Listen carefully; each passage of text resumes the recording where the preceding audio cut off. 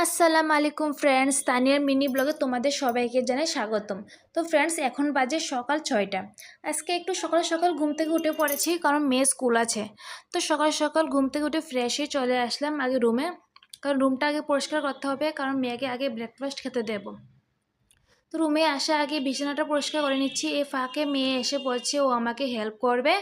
তো দেখো, ও আমাকে হেল্প করছে। তো আমার বিছানা পরিষ্কার করা কমপ্লিট হয়ে গিয়েছে, এখন ঘরটা ঝাড়ু দিয়ে দেবো। তো ঘর ঝাড়ু দিয়ে চলে যাব ঘরটা ভালোভাবে মোছার জন্য।